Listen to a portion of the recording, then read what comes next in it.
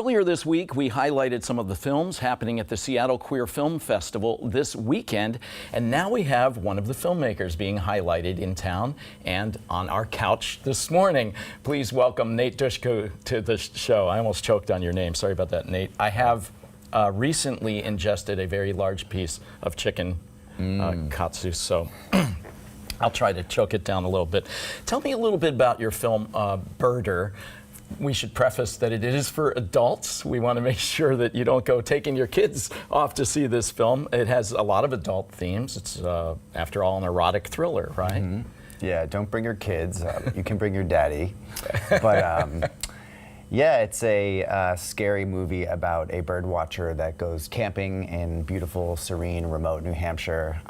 He shows up to a clothing-optional queer campground, and he becomes whatever he needs to be to lure the locals into his dark fetish, and consent can be deadly. Oh, that's great. Good tagline right there. Yeah. You know, the campsites are always scary in movies. I don't know why that is. There's a long history of that. I mean, goes way back, right? Yeah. Some of the best old horror movies are set in a campground, and we kind of took that in a little bit of a different direction. The clothing optional aspect, the queer aspect, just gives it a bit of a different reality, and puts it in the present in a way that I don't think audiences have seen before.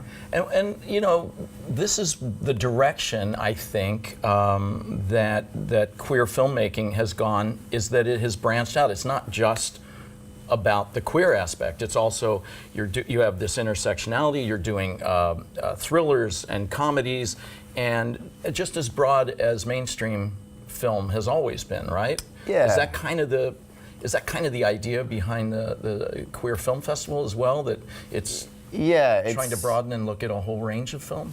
The queer experience is different, you know, whether it's you know, a happy ending or a sad ending, whether it's a comedy. You know, our experiences are unique and our traumas are different. And in this instance of Birder, which is a scary movie, sometimes bad things happen to good people, and sometimes the truth hurts. And I think kind of breaking out of the binary mold of the storytelling that at least I was raised on is a very special thing to be able to do in today's industry. And that's why the Seattle Queer Film Festival and a number of other film festivals around the world, most of the major film festivals have, you know, kind of these queer sidebars, and it's just a chance for a different type of storytelling. I'm very lucky actually to be a part of it. I feel very fortunate to have been a part of a project where there was queer money,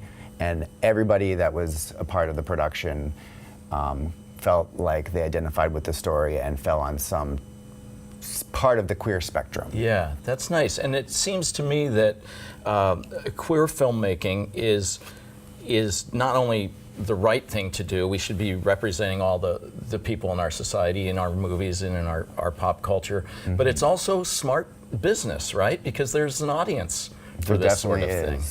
Yeah, and I've seen this, I think, you know, when Crazy Rich Asians came out, people were like, oh my gosh, we have Asians starring in a film. Well, of course we do. There are a lot of people out there who would identify with that. Is that kind of how you feel about queer film? Will it ever become, you know, sort of mainstream? Yeah, I mean, I think the word queer itself, you know, my mom, what does that mean? You know, why is it going from, you know, LGBT, adding the letters on TQI plus to queer? When I was a kid, I was looking for my old man beard. I was going to put it on. You know, it was not a word you would use. It was pejorative. It's all encompassing. I think I love the word now being the way it's being used, and I think that, you know, queers are all over the world. We're not going anywhere, and especially this time that we live in, it's a lot of things going on that make queers feel vulnerable. And I think that kind of creating this space that's a larger umbrella, inviting everybody in and saying, let's make films that are authentic to our experience today, a lot of people are identifying with that, and we got to stick together, you know. Yeah, that's great. And I don't think it's exclusive of anybody that might feel like they were different or marginalized in some way in their life. Yeah. Oh, you know, we love your sister Eliza, and you made a film with her. That's good. You should. You made a film with her about 7 years ago. Was that your first one, the documentary?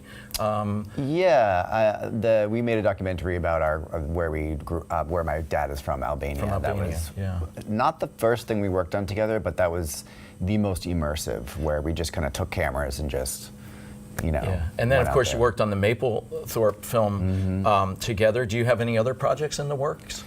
No, my sister is now a mom. She's kind of moved into a new phase of her life, and she's supportive, and yeah, it's just she's moved into becoming a kind of a clinical therapist, and I'll let her tell you all about that. But yeah, I don't know if she's retired completely, but she's definitely focusing on other things. Okay. Yeah. Well, great. Well, congratulations on the film, and appreciate you having me here. You can head on over to the Seattle Queer Film Festival website for ticket info and show times.